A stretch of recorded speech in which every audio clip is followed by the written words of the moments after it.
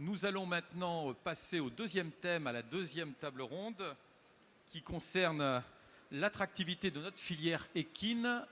Donc, bien-être au travail, un levier pour l'attractivité de la filière équine. Et vous avez le nom des intervenants qui vont me rejoindre sur le podium. Vous connaissez l'ordre des prises de parole. Eh bien, ça fait une sacrée brochette, hein, dites-moi. Voilà, c'est parfait. Donc, c'est Sébastien Marty, Equiresources, qui va prendre la parole en premier, ainsi que Marie Busmet. Eh bien, bonjour, donc on est là aujourd'hui pour vous présenter les chiffres clés de la filière équine. Donc on fait partie de l'Institut français du cheval et de l'équitation. Donc moi pour la Nouvelle-Aquitaine et Sébastien Marty pour Equiresources, qui est le service de l'IFCE dédié à l'emploi et à la formation et orientation. Donc on va commencer déjà avec un bref état des lieux. Donc en 2023, l'Observatoire économique de l'IFCE a fait un décompte de l'emploi dans la filière équine en France et donc a estimé à 120 400 personnes le nombre de personnes travaillant dans la filière équine. Donc 2023, ça représente à peu près 36 000 équivalents temps plein salariés. On peut différencier les équivalents temps plein salariés entre activités connexes et le cœur de filière, c'est-à-dire tous les producteurs et utilisateurs du cheval. Et donc les utilisateurs et producteurs, ça représente à peu près la moitié des emplois salariés. Donc voilà, en France, on est focus là sur les producteurs et utilisateurs du cheval. C'est à peu près 18 000 équivalents temps plein. Donc on a 11 000 équivalents temps plein pour le sport loisir. C'est vraiment les centres équestres qui portent ce cœur de filière, suivi des courses avec 4 000 équivalents temps plein et puis l'élevage avec 3 000 ETP salariés. En Nouvelle-Aquitaine, on est à 1 700 équivalents temps plein. Donc ça représente à peu près 9% de l'emploi salarié. Au niveau des types de contrats, donc on est toujours sur le cœur de filière pour les données 2023. Donc la majorité des emplois sont des CDI, donc à peu près 20% et 17% pour la Nouvelle-Aquitaine sur le nombre d'emplois total. Et pour les CDD, donc on a une certaine partie. Donc je crois que c'est à peu près 12%. Voilà, par rapport au 2017, en fait, on était à 50% qui étaient en CDD. Donc là, ça a beaucoup diminué la part de CDD depuis 2017. Et on a aussi une certaine part de contrats d'apprentissage. Donc 9 000 à l'échelle de la France, ça représente 24%. Et c'est une part qui est quand même assez importante et qui peut nous faire réfléchir, est-ce que ce n'est pas des structures qui sont relativement fragiles? Et voilà, c'est plus simple pour ces structures de prendre des apprentis plutôt que des salariés. Pour le profil des salariés, il faut savoir que donc un emploi sur deux est occupé par quelqu'un de moins de 30 ans et ou bien une femme. Et voilà, je trouvais que c'était un chiffre assez intéressant, surtout quand c'est pour les dirigeants. Vous avez un dirigeant sur deux qui, lui, a plus de 51 ans. Donc voilà, un écart générationnel qui peut expliquer les problématiques qu'on peut avoir au niveau du management. On en parlera un peu plus tard. Alors, pour faire un focus un peu plus précis sur certains métiers, on voit qu'aujourd'hui, le métier, je ne veux pas dire le plus en tension, mais quand même le plus demandé aujourd'hui, ça reste l'entretien des chevaux. Ça rejoint un peu la table ronde précédente qui évoquait les conditions de travail et la pénibilité du métier de palefrenier. Voilà, c'est aujourd'hui le métier le plus demandé à travers le service Equiresources, donc qui est un service dédié à l'emploi, où les employeurs déposent des offres et des candidats peuvent y répondre. Viennent ensuite donc les enseignants, toujours un peu dans cette dynamique des centres équestres et des sports hippiques. On va retrouver donc l'élevage, le cavalier soigneur, donc qui est un palefrenier un peu plus compétent, qui peut surtout travailler des chevaux derrière. Et viennent ensuite les courses, présentes en Nouvelle-Aquitaine notamment. Puis tout ce qui touche à l'entretien des structures. Au niveau des offres, donc vous avez dans la colonne de droite, il y a une baisse significative par rapport au dépôt d'offres sur notre site, du fait aussi pour différentes raisons, pardon. Déjà le côté un peu vieux du site qui est en train d'être rénové. Et du fait aussi peut-être une attractivité moindre et d'autres recours à des prestataires sur certaines missions. Par rapport au taux de pourvoi l'année dernière, donc ce sont des chiffres encore récents et qui sont uniquement basés sur le site Equiresources, on a quand même un bon taux de pourvoi, puisque 70% des offres ont trouvé des candidats pour y répondre. toujours des gens qui sont encore en train de chercher et on a annulé certaines offres pour différentes raisons que les employeurs peuvent nous évoquer. Soit ils réorganisent un petit peu leurs équipes, soit ils se résolvent à ne pas recruter pour justement faire appel à des prestataires. Là, vous avez un petit focus au niveau national et régional. On voit que la Normandie reste quand même la région qui recrute le plus. Ça reste le berceau du cheval en France, notamment pour l'élevage et aussi pour les courses. On va retrouver donc les palefreniers qui dominent.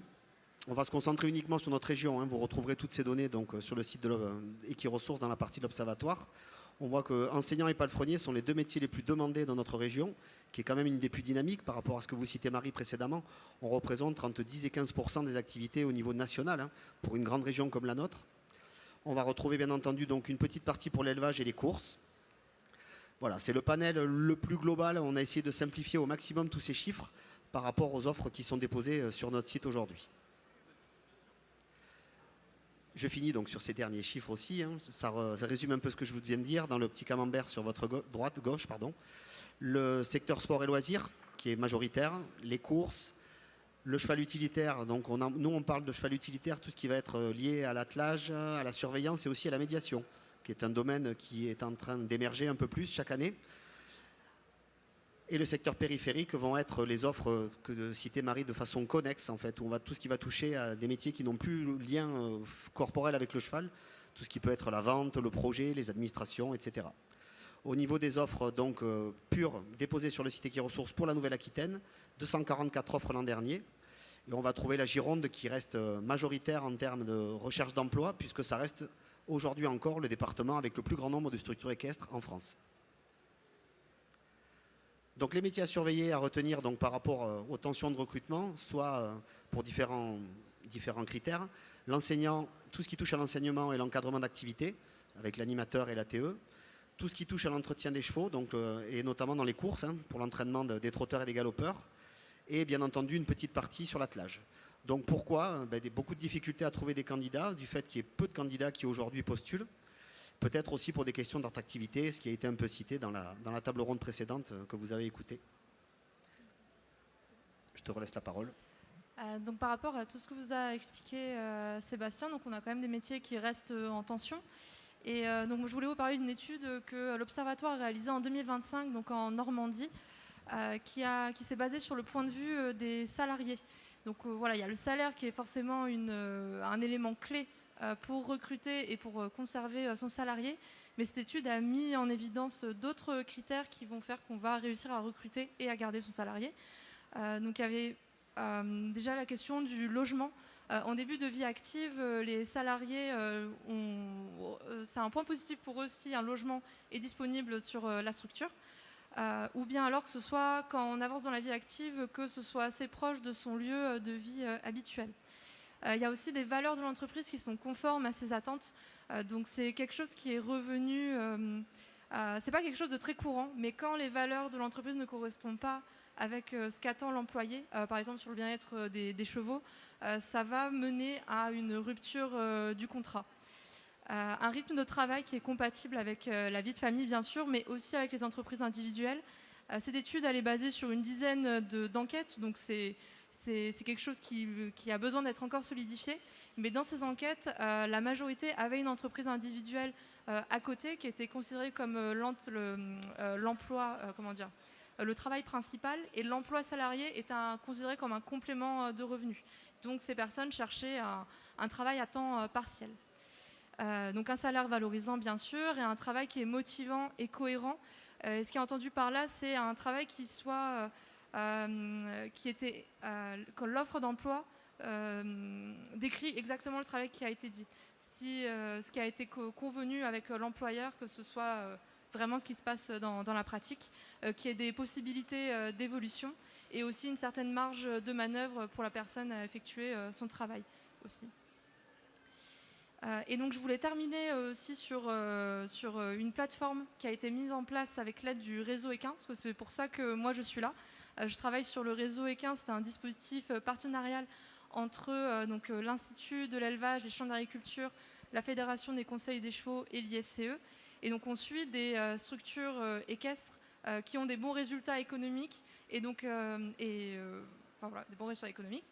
Et grâce à ce travail, donc, on a pu voir les stratégies qu'elle mettait en place pour recruter. Et donc on a créé des vidéos de témoignages de ces structures qui recrutent bien et qui gardent ses salariés. Donc aussi grâce à ce travail, donc, il y a cette plateforme Déclic Travail. Vous allez sur ce site, vous remplissez le questionnaire et ça va vous envoyer des propositions de comment améliorer. Voilà, vous voulez vous libérer du temps, vous n'avez pas trop d'idées. Bon, bien sûr, ça ne va pas révolutionner le monde, mais il y a quand même des idées qui, des fois, on n'y a pas pensé. Voilà, j'avais mis des petits QR codes, mais bon, voilà, ils n'y sont pas. C'est pas grave, mais si vous êtes intéressé, n'hésitez pas à venir vous voir pour que je vous montre ça. Et c'est fini, cela.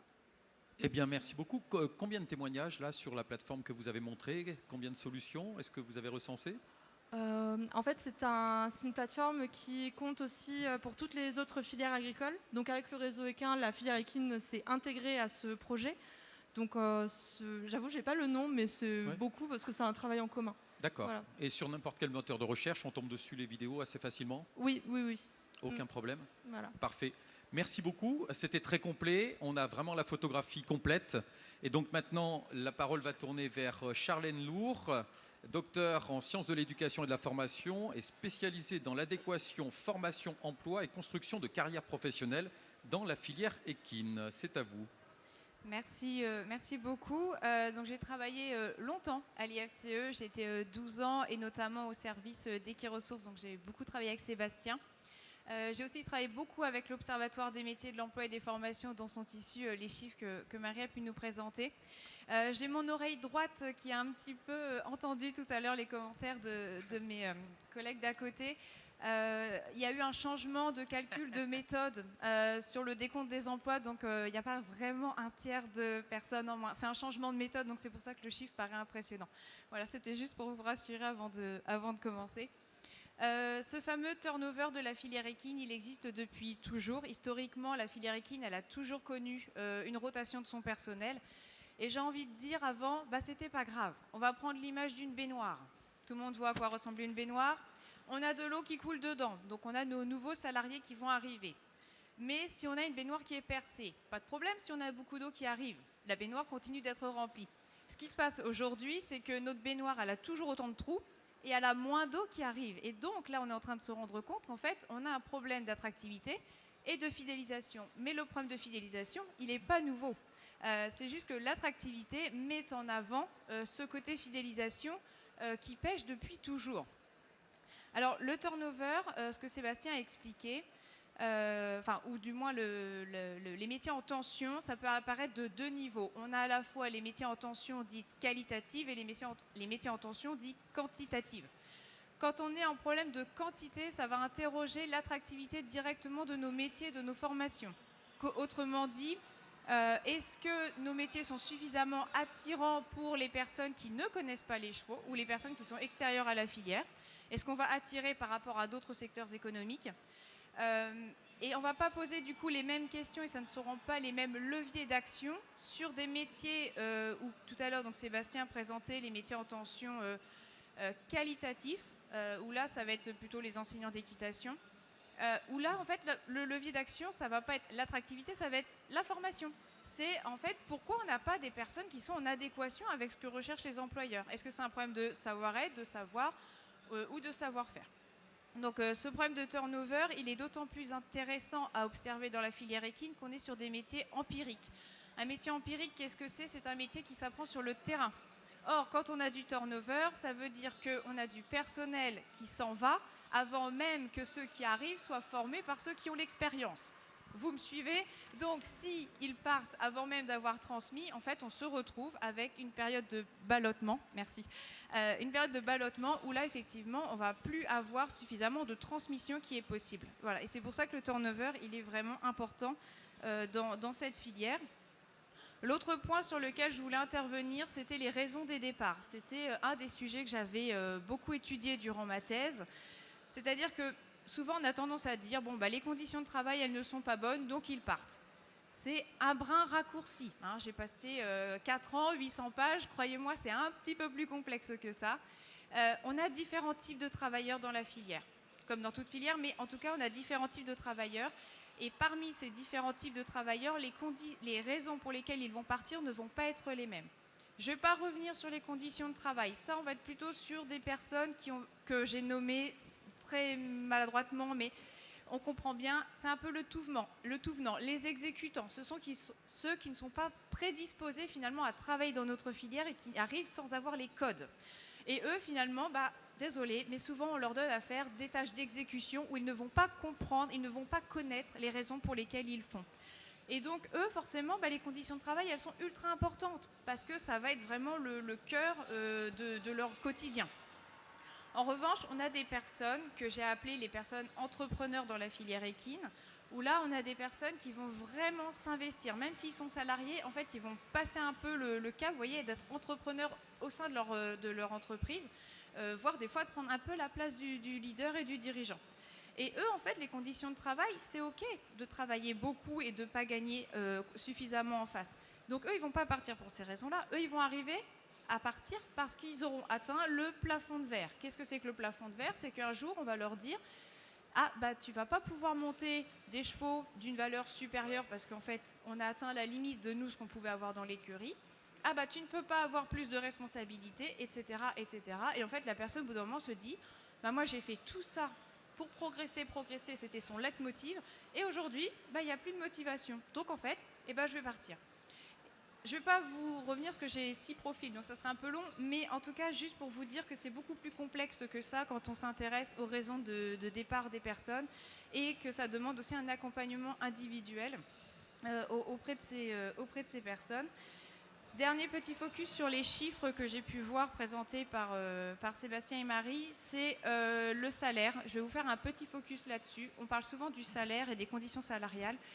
C'est pas tant le niveau du salaire qui est embêtant pour les personnes et qui s'exprime comme raison des départs, c'est le salaire versus mon engagement, le salaire versus le nombre d'heures que je fais, le salaire versus quand je demande un après-midi, on me dit non. Et donc en fait, certains ils m'ont dit, mais moi c'est ok en fait de gagner le SMIC parce que j'ai un CAP et voilà. Mais il dit en revanche faire 45 heures et avoir le SMIC, ça, c'est pas du tout d'accord, en fait. Quand on fait des taux horaires, je suis tombée avec des cavaliers, ils avaient des taux horaires avec le nombre d'heures qu'ils faisaient à moins de 5 €. Et là, le bien-être au travail, on en parle. Et comment, après, du coup, au bout du 10e cheval monté dans la journée, en ayant en tête qu'on a 5 € de l'heure, on s'en occupe pas très bien de ce dernier cheval. D'accord? Donc, voilà, juste ce petit focus salaire. Et autre point que j'entends très rarement dans les discours, on est sur des entreprises petites, très petites, donc ce qu'on appelle les TPE, très petites entreprises, qui recrutent la plupart du temps des personnes qui n'ont aucun plan de carrière.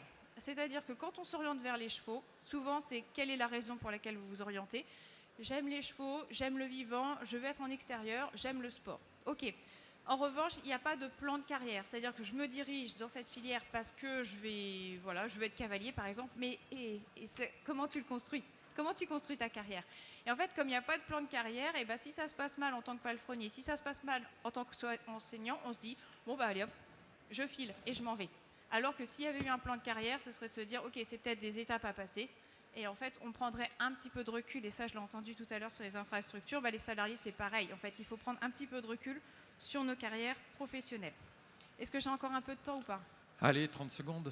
30 secondes Non, vous êtes in time, c'est bon. Pas de temps dépassé. Ok, non, juste un dernier point qui me semblait assez important. En ce moment, je travaille, vous l'avez vu, pour Unilassal. Et en fait, on a pour objectif de mettre en place, donc c'est mon job, de mettre en place une nouvelle formation autour de l'éthique, en un mot, éthique professionnelle, parce qu'en fait, la filière équine, elle est à mon sens dans un vrai moment de changement comme elle l'a rarement connu. Aujourd'hui, on est face à des personnes qui sont vraiment plus sensibles au bien-être animal, mais j'ai même envie de vous dire à leur relation qui est avec les chevaux. J'entends trop souvent des apprentis ou des stagiaires dire en fait j'en ai marre, ça fait 2 mois que je repeins des clôtures. Si les élèves ils viennent pour faire ces métiers-là, c'est pour sentir le cheval à la fin de la journée, voilà, pour avoir des poils sur les vêtements, etc. Et en fait, on ne leur offre pas ça. Donc ça peut aussi expliquer cette durabilité fine. Et on entend beaucoup parler en ce moment de la SLO, Social License to Operate. Donc c'est la licence sociale à opérer. Qu'est-ce que ça veut dire? C'est un contrat implicite entre la société et un projet. Voilà. Le projet pour nous, c'est quoi? C'est de monter à cheval et de travailler avec les chevaux. Or, aujourd'hui, on sent bien qu'on est questionné. Est-ce que dans 10 ans, dans 5 ans, dans 20 ans, est-ce qu'on sera toujours autorisé à monter des chevaux comme on le fait aujourd'hui? Et donc, c'est pour ça que je vous dis que la filière, elle est sur un changement. C'est-à-dire que là, on est sur une nouvelle génération qui va être éduqués, qui aura cette culture du bien-être animal, et que si ils arrivent dans des entreprises qui ne leur proposent pas ce dont ils pensent être bien pour les chevaux, et ben en fait ils vont avoir deux solutions. Soit ils vont partir totalement et on les aura perdus, soit ils vont créer leurs propres emplois. Et ça, on en voit de plus en plus. Ce qui peut aussi se passer, c'est les personnes qui sont dans la filière depuis très longtemps et qui vont se dire mais moi en fait cette filière qui est en train d'arriver, je n'en veux pas. Et eux aussi, du coup, ils risquent de partir. Donc là, attention, on va voir qu'on se remonte les manches parce qu'on a un petit peu de taf. Mais en revanche, c'est parfait parce qu'on a quand même des personnes qui sont là pour parler bien-être au travail, et je pense notamment aux labels qui peuvent se mettre en place. Ça faisait un peu plus de 30 secondes, ouais. Là, Ouais, du coup, vous avez du temps dépassé. Petite faille spatio-temporelle, c'est pas grave. En tout cas, vos propos, je pense, vont faire réagir les employeurs qui sont à votre droite. Non, c'était très bien. Il y avait des choses qui étaient très marquantes dans votre intervention. Donc, on va se retourner vers les représentants des employeurs, Clément Peigneux et Benoît Roscoe, qui est resté avec nous, donc qui représentent le GHN. Alors, qui veut commencer ? Je vais commencer. Juste, je vais rebondir un petit peu sur ce qui a été dit. Et là, moi, je vais être beaucoup plus terre à terre et beaucoup plus les pieds dans le sable de la carrière ou dans la paille des box. Moi, ce que je constate, c'est qu'encore une fois, c'était pas mieux avant, c'était différent. Les aspirations sociétales évoluent. Je crois sincèrement que les entreprises ont évolué aussi. Alors, ça existe certainement, mais à ma connaissance, des gens qui sont, enfin, des salariés qui bossent 50 heures pour être payés 35, j'en connais pas, ou très peu. Enfin, franchement, j'en connais pas moi, mais bon, après, peut-être qu'il y en a qui acceptent. Oui, mais non, mais Graciane, c'est différent. Non, mais moi, sincèrement, on parlait tout à l'heure de plafond de verre. Moi, il y a quelque chose que j'ai, c'est-à-dire le salarié, il a passé un temps dans une structure et puis il dit, bah ça y est, je connais tout, je sais faire. Moi, en tant que chef d'entreprise, enseignant d'équitation, sur le terrain, je vois des jeunes qui font un bac pro et ils ne peuvent rester légalement que 3 mois dans une structure et sinon après on est obligé de les rémunérer. Donc pour les structures c'est pas toujours évident, sincèrement. Moi j'aimerais bien être rémunéré sur ma structure aussi et gagner plus que le SMIC. Malheureusement je gagne même pas le SMIC sur ma structure. Voilà, et les jeunes, on les balade comme ça tous les 3 mois, il faut une nouvelle entreprise, un nouveau centre équestre. Alors des fois c'est des centres équestres ou des clubs ou des écuries qui sont organisés, des fois pas organisés. Et au bout d'un moment, s'installe chez eux cette espèce de petit refrain. Ah bah j'ai fait 3 mois, ouais bah c'est bon, bah je vais ailleurs. Et moi on me l'a déjà dit, j'ai des jeunes qui m'ont déjà dit, oh bah ça fait 1 an que je travaille chez toi, oh j'ai fait le tour. Et ils n'arrivent pas en fait à comprendre et à trouver leur place, tout simplement parce qu'on a créé aussi chez eux, je crois, une certaine forme d'instabilité et de ne pas avoir envie de prendre part justement à ce que peut leur proposer et ce que doit faire l'entreprise pour eux aussi. Donc je pense qu'il y a aussi cette part-là. Et juste pour terminer, avant de passer le micro, au niveau de la formation, on tape toujours sur la formation, on tape toujours sur les centres équestres qui ne forment pas bien les cavaliers de demain et donc les professionnels de demain. Donc c'est un petit peu facile. Moi je trouve que la formation, elle n'a jamais été aussi, entre guillemets, contrôlée, réfléchie. Moi, pour avoir passé le BE il y a quelques années, on s'est mis à bachoter le BE dans les 15 jours qui précédaient l'examen. On nous a dit, voilà une fiche PEDA, voilà ce qu'il faut dire, ce qu'il ne faut pas dire. Aujourd'hui, c'est plus du tout ça et je pense qu'il faut s'en féliciter et qu'on a, au contraire, beaucoup plus la chance d'avoir des gens qui sont formés. Effectivement, ils n'ont pas le niveau peut-être, et encore je demande à voir, d'il y a une vingtaine d'années, mais aujourd'hui, on est quand même sur je suis parti aussi du jury BP, donc on a quand même globalement des jeunes dont la formation tient la route. Et tout ça, c'est pour dire que plutôt que de se dire, voilà, je pense que le vrai problème, c'est l'image que les jeunes ont de nos métiers et la réalité quand ils sont réellement au sein de la filière. Voilà. Voilà, je pense que ce sont des propos qui sont importants et qu'il fallait entendre. En effet, Clément Peigneux, toujours pour les employeurs, et ensuite Graciane Bassas pour les employés, les salariés. Donc moi, je partage tout à fait l'avis de Benoît. Effectivement, je pense qu'il y a vraiment un écart entre ce que pense être le travail des jeunes qui se forment et ce qu'il est réellement. Ils sont formés rapidement sur une partie du métier, notamment par exemple l'enseignement. Ils sont formés à l'enseignement, mais pas ce qui tourne autour de l'enseignement et ce qui est exigé dans le travail du quotidien et de tous les jours.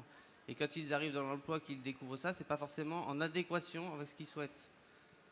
Par exemple, pour mon centre équestre, je n'ai pas recruté des jeunes diplômés, ils avaient déjà une expérience, et donc ils savaient à quoi s'attendre, ils sont adaptés à la structure, ils sont force de proposition, et du coup je pense qu'ils trouvent leur place. Mais ils savent à quoi s'attendre dans le métier et dans ce qu'ils doivent faire au quotidien. Et ça, je pense que les formations leur apprennent pas suffisamment. Ce qui peut expliquer une grosse partie du turnover qu'on peut avoir dans les centres équestres. Quand vous parlez de formation, vous mettez les CFA, les lycées agricoles, ou est-ce que vous mettez le curseur? À quel niveau le problème pour vous se situe? Je sais pas, je veux pas faire d'amalgame. Après, moi, par exemple, j'ai beaucoup de stagiaires en palefronnage. Ils font la formation, ils peuvent être très bien et très compétents, mais ne veulent même pas faire ce métier-là. Je sais pas pourquoi ils sont dans cette formation, une grosse partie. Est-ce que c'est uniquement pour l'attrait de l'animal ou Ils sont attirés par les animaux, ça leur plaît, mais pas plus que ça. Donc ils n'auront pas de devenir dans la filière. En tout cas, pas tous. Un pourcentage restera, mais un gros pourcentage ne restera pas. Alors, il y a des réactions sur... Déjà, alors, on fait comme vous voulez ou alors on garde ça pour la fin puisqu'on a prévu 15 minutes de discussion. Ça sera peut-être mieux quand même, histoire de structurer le débat. Donc, Graciane Bassas pour les salariés, pour la CFDT. Ouais, merci, ça va être plus facile pour moi. Déjà que c'est pas évident.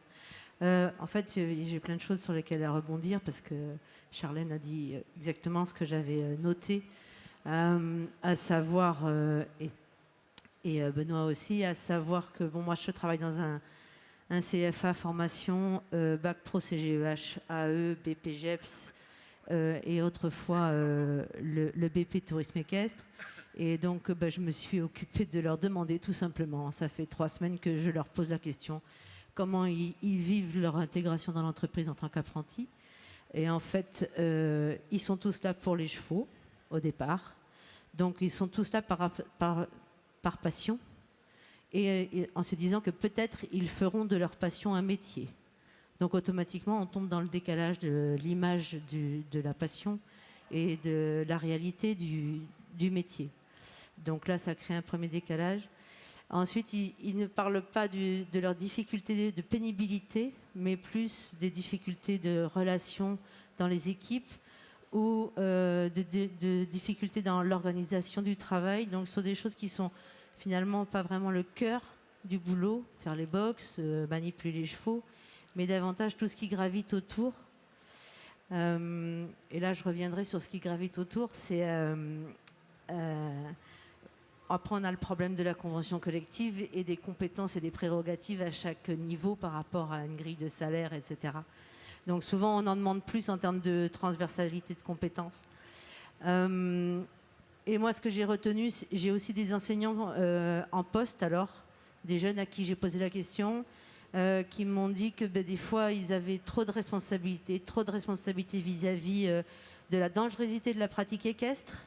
C'est-à-dire qu'à un moment donné, quand ils font des cours, ils engagent leurs responsabilités. Est-ce qu'ils poussent le cavalier trop loin? Est-ce qu'ils font prendre un risque trop important? Ça peut les stresser. Ils ont un vrai problème de relationnel avec le bien-être animal. Est-ce que leurs valeurs, ils peuvent les transmettre comme ils ont envie de le faire? Et est-ce que les propriétaires qui ont vu la dernière vidéo sur FB, pour ne pas le citer, ou autre, est en train de leur expliquer que quand même il faudrait que le cheval ait un peu plus de foin parce que certes, il y en a partout par terre et ça déborde du râtelier, mais on lui a dit qu'il fallait qu'il ait du foin tout le temps. etc., etc. Donc en fait, moi je me suis rendu compte que ce qui marchait bien, quand il y en a qui disent tout va bien, eh ben, c'est qu'il y a un bon équilibre. C'est-à-dire que j'ai un effort à fournir, mais en même temps, je peux faire comme j'ai envie de le faire. J'ai l'autonomie pour le faire, je peux monter à cheval. Et surtout, j'ai pas de problème de concurrence, quel qu'il soit. Et je pense que finalement, alors qu'on est des professionnels, on est en relation avec les chevaux, donc on est capable de s'exprimer et de comprendre des choses sans passer par la parole. Eh ben, entre nous, on n'est pas dans de bonnes relations et on ne communique pas suffisamment sur la qualité de notre travail. Moi, j'entends trop de mes collègues de ma génération qui disent « Ouais, non, mais c'est dur, c'est bon, nous, on l'a fait.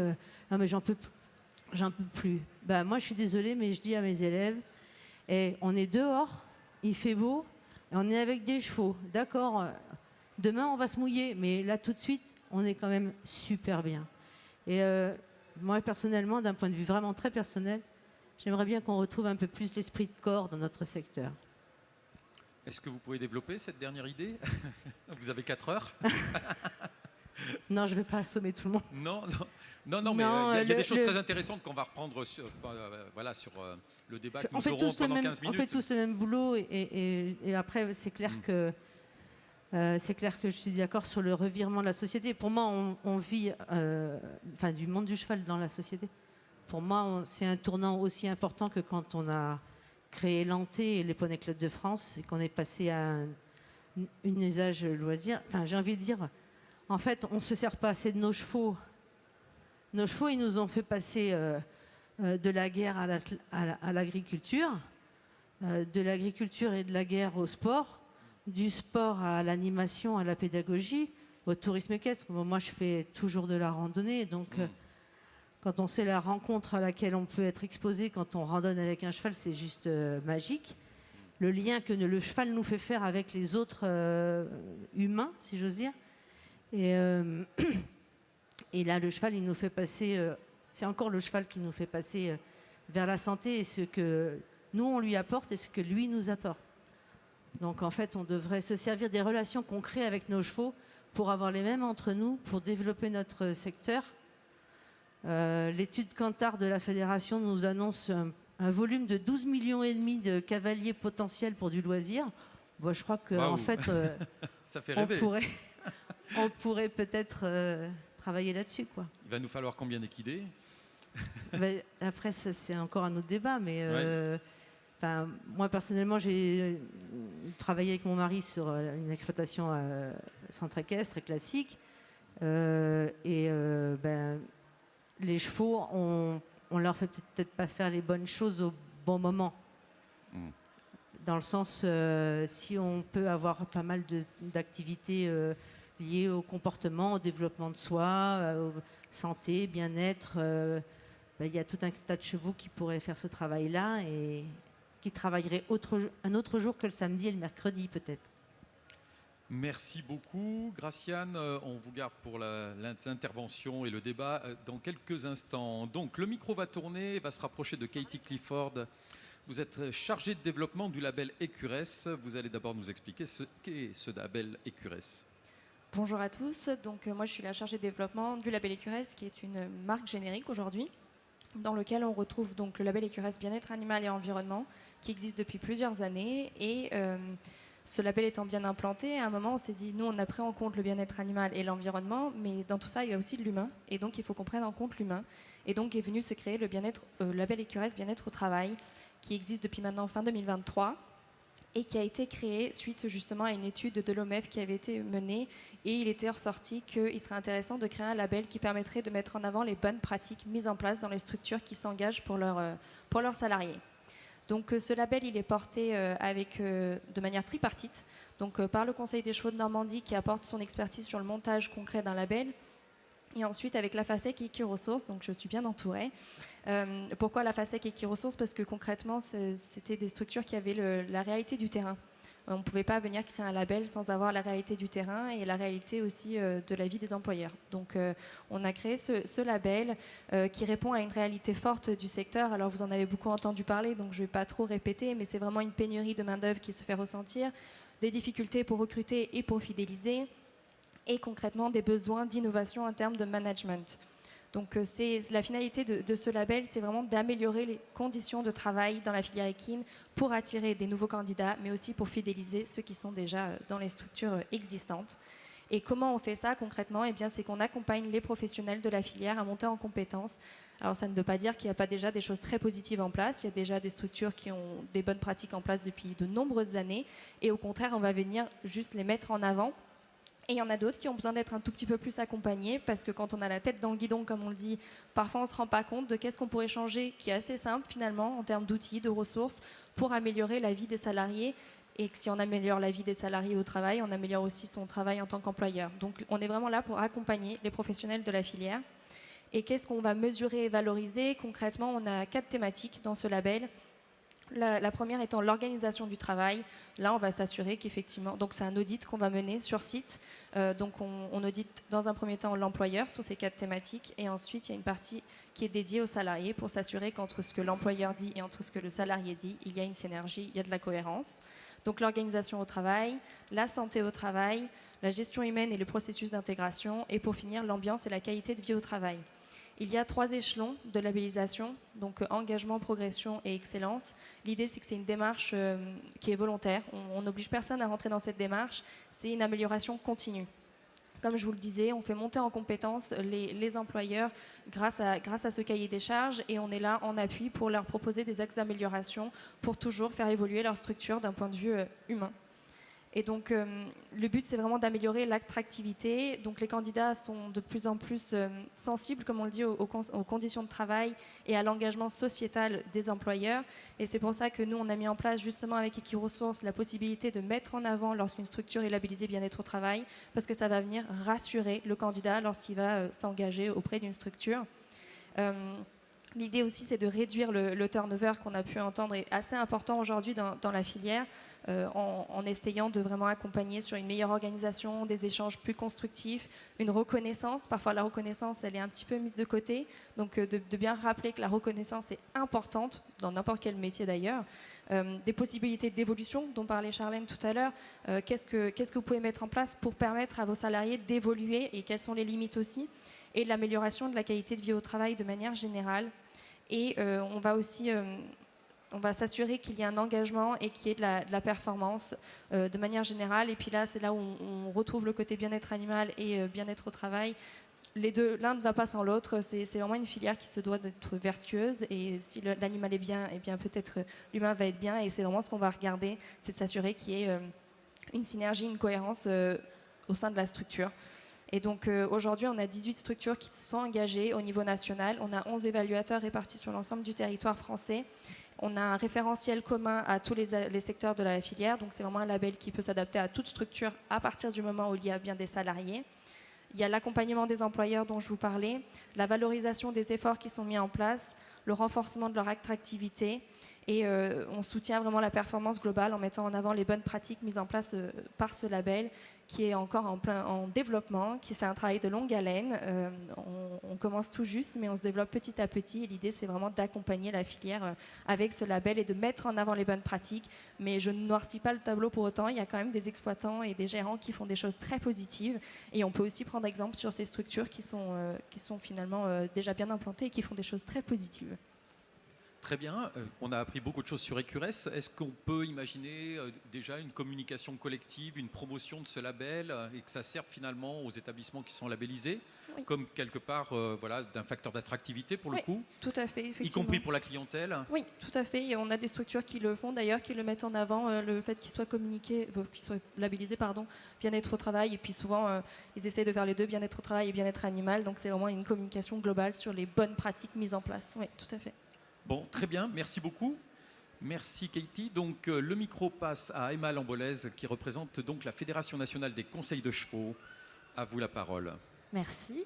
Donc bonjour, moi aujourd'hui je vais vous parler un petit peu au nom des conseils des chevaux et de leur fédération. Je vous les présente pas trop, on va faire succinct. Si jamais vous voulez les rencontrer, vous avez le conseil des équidés Nouvelle-Aquitaine qui a un stand pas très très loin de l'espace forum. Elle saura mieux vous expliquer ses actions régionales que moi.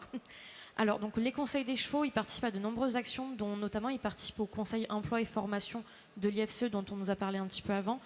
Et ils participent aussi aux projets, à d'autres projets et au suivi notamment des travaux de l'OMF. On travaille aussi énormément en partenariat avec tout ce qui est MSA, donc avec la fédération, nous des partenariats avec les caisses centrales de MSA, et on a des partenariats régionaux qui existent déjà, pour vous mettre un petit peu de contexte. Je vais vous rajouter 2 compléments de contexte par rapport à ce qui a été dit un petit peu avant. Le premier, ça serait que dans notre filière, on a besoin d'un dispositif global. Donc le bien-être au travail, c'est un objectif en soi. L'attractivité, comme on l'a vu, c'est un sujet, mais il a plein d'autres dimensions. Il y a une petite semaine, le 20 janvier, il y a une étude nationale qui a porté sur l'ensemble des filières, donc pas juste la filière cheval, on a vraiment pris du recul là-dessus. Donc une étude nationale, elle a été à la une JT du 20 janvier, et en fait cette étude a questionné les Français sur les raisons qui les poussent à quitter leur entreprise et leur emploi, et il y a 31% des Français qui répondent que c'est la rémunération. Donc ça, on l'a bien abordé avant, donc la rémunération, c'est quand même le problème numéro 1. On a aussi un problème d'attractivité, mais avant tout un problème de fidélisation. Je ne vais pas trop revenir dessus, on en a bien parlé. Je t'avais fait une très belle comparaison avec la baignoire, j'ai bien aimé. Moi j'avais une autre image qui était un peu pas du tout la même, mais les métiers du cheval, c'est un petit peu comme les profils de rencontres, les profils sur les applications de rencontres. Généralement il y a pas mal de filtres, ça envoie du lourd, on a des paillettes dans les yeux. On le rencontre en vrai, le premier date, c'est sympa. On apprend à connaître au quotidien. Bon, c'est pas ouf et en fait, on n'a pas envie de le rappeler. Donc, ça appuie sur cet énorme turnover qu'on a dans la filière. On a besoin de fidéliser nos salariés. Et on n'est pas certain qu'un label tout seul, ça soit la bonne réponse. Un label, c'est pratique, mais ça ne rend pas l'emploi plus séduisant et ça donne pas plus envie de forcément rappeler l'employeur le lendemain. Il accompagne, certes, mais il accompagne moins bien le professionnel qu'une formation et surtout, il fait payer cet accompagnement professionnel. Et ça peut être perçu quand même comme quelque chose de discriminant pour ceux qui peuvent se le payer et ceux qui ne peuvent pas se le payer. En revanche, accompagner les professionnels dans un dispositif d'amélioration continue des pratiques avec des systèmes de formation et avoir un label à la fin comme une solution de validation, ça, nous, on pense que c'est une bonne idée. Donc ça, c'était mon premier élément de contexte. Le deuxième, ça serait qu'il existe cet outil Conseil des chevaux. Donc les Conseils des chevaux, ils vous proposent de nombreuses actions, dont notamment des formations clés en main. Donc des formations déjà créées qui visent à l'amélioration des pratiques sur différentes thématiques. On va avoir réglementation générale, dont la réglementation sociale, le bien-être animal, l'environnement, la biosécurité et d'autres. Il existe des formations qui peuvent déboucher ou non à de la labellisation. C'est laissé toujours pareil au choix du professionnel. Et en Nouvelle-Aquitaine, donc le Conseil des équidés de Nouvelle-Aquitaine, il s'est saisi de ces outils clés en main et il a développé un outil qui est le label qualité équidé. Et le Conseil des chevaux a souvent été moteur dans cette amélioration. Donc ce label qualité équidé, je ne vais pas vous faire un gros laïus là-dessus, mais très rapidement, c'est un label qui a un socle national, mais qui peut être adapté et adaptable en région. Dans la région Nouvelle-Aquitaine, on a eu par exemple des adaptations pour tout ce qui était éleveur estivant, transhumant, donc adapter aussi bien les items que les méthodes d'évaluation. C'est un outil qui aujourd'hui comporte 638 formés sur cette démarche au national, dont 283 en Nouvelle-Aquitaine et 374 labellisés au niveau national pour 226 en Nouvelle-Aquitaine. Et cet outil, il comporte aussi pas mal d'indicateurs relatifs au bien-être au travail, mais sans doute de façon insuffisante, d'où cette nécessité peut-être d'aller travailler plus en profondeur sur ces labels et sur tout ce qui est bien-être au travail. Donc moi, en plus, à côté d'être chargée de mission pour la fédération, je suis aussi auditrice pour ce label, donc je vais pouvoir vous proposer mes 3 constats que j'ai remarqués sur le terrain en Nouvelle-Aquitaine, mais aussi ailleurs. Donc, le premier constat qui émane du terrain, c'est qu'il faut reprendre les bases sans vouloir tout compliquer. Sur le terrain, en audit, moi j'ai observé que, ce qu'on a déjà dit les conditions de travail, c'est pas toujours une priorité. Et il faut souvent repartir de la base du général. Le respect de la réglementation, comme on a dit. La table ronde d'avant, on a bien parlé. Il y a énormément de structures où il n'y a pas de document unique des risques. On note qu'il y a énormément aussi de centres et caisses, pensions qui n'ont pas toutes les déclarations allant avec l'établissement recevant du public. Et la première bonne condition de travail à respecter, ce serait de faire en sorte que les salariés y rentrent le soir en bonne santé. Et je pense aussi qu'il vaudrait mieux, dans un premier temps, parler de santé et sécurité au travail avant de vouloir aller dans tout ce qui est bien-être au travail. Donc, comme je vous l'ai dit, essayer de faire en sorte que tout le monde rentre bien chez soi le soir et fonctionner par étapes et essayer d'aller chercher les gens là où ils sont. Il ne faut pas exiger des professionnels à un niveau trop haut au risque de les dégoûter et qu'ils n'arrivent pas à atteindre ces niveaux. Il faut essayer de les remettre dans le droit chemin, d'aller les chercher là où ils sont. Mon deuxième constat du terrain, c'est que, comme on a dit avant, le cordonnier, c'est souvent le plus mal chaussé. Le bien-être au travail, la santé et la sécurité, c'est pas forcément la priorité de tous nos patrons, parce que le chef d'exploitation, il est très souvent sous l'eau. Les conditions de travail les plus pénibles, il se les applique la plupart du temps à lui-même. Et en plus, il a l'énorme charge mentale d'avoir à faire tourner la boutique. Donc réussir à faire rentrer de l'argent pour payer mes salariés, éventuellement à la fin me payer moi-même. Et la raison principale, ça reste quand même l'économie. Si on a plus de valeur ajoutée, on a un meilleur salaire, des meilleurs intéressements, on essaie de respecter les horaires, on investit pour améliorer les conditions de travail. En vrai, idéalement, si l'heure d'équitation elle pouvait être vendue 2 fois plus cher, le problème d'attractivité et de fidélisation il serait vite réglé dans la filière. Donc la seule réelle solution à ces problèmes d'attractivité, c'est donner plus de valeur ajoutée aux exploitations. Et ensuite, le dernier constat qu'on a fait, c'est qu'on a des fonds de formation qui sont sous-utilisés.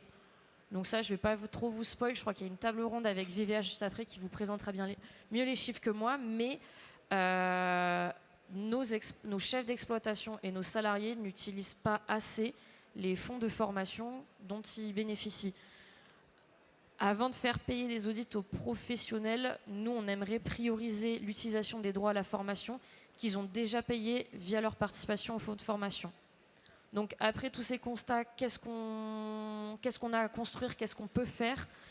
Premier état des lieux, c'est accompagner nos structures pour améliorer leurs pratiques, mais comment ? Nous, on pense qu'en région, il y a 2 leviers activables. Donc la première, c'est la formation continue des chefs d'exploitation et des salariés sur les conditions de travail, mais au sens large.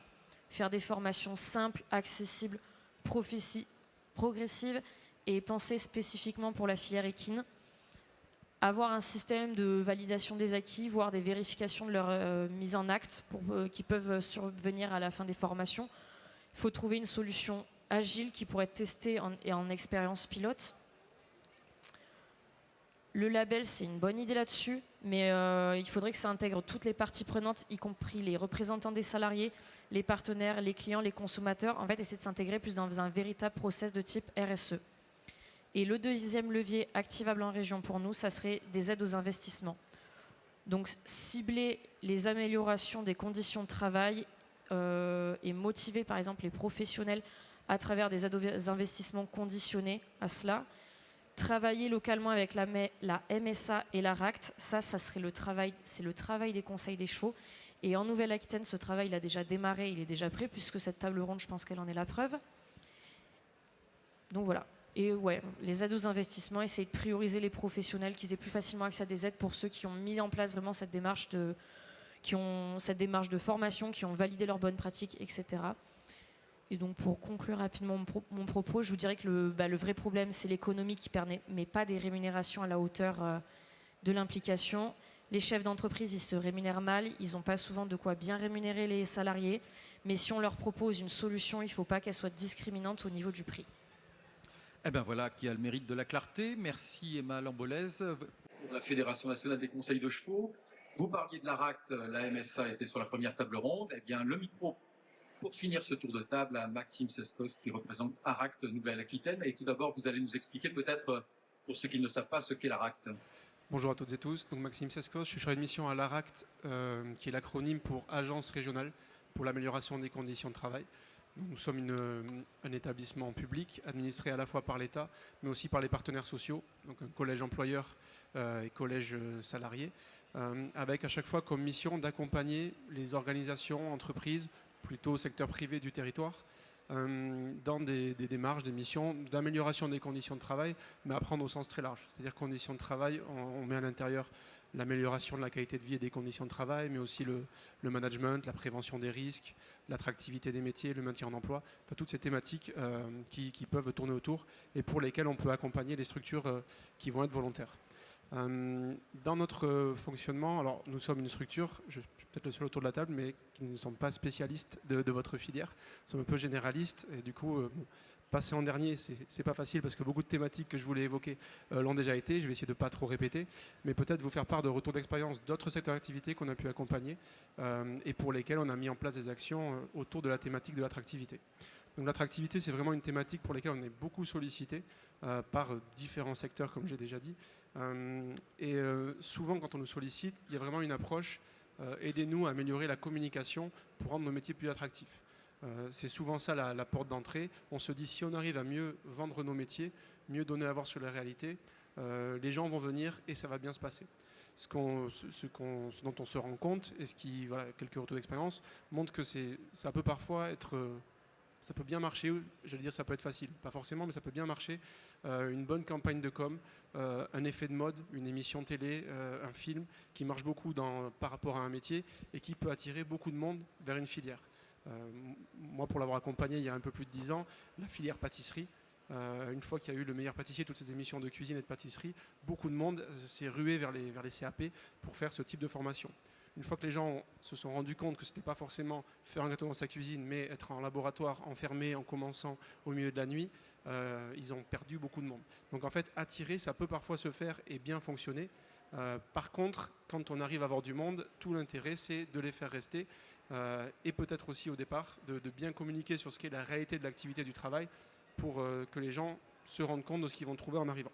Donc voilà, travailler bien sur comment attirer les personnes, mais surtout, quand je pense à votre filière, j'ai compris que c'était beaucoup des métiers passion. On avait un intérêt, un attrait souvent pour l'animal quand on vient chez vous.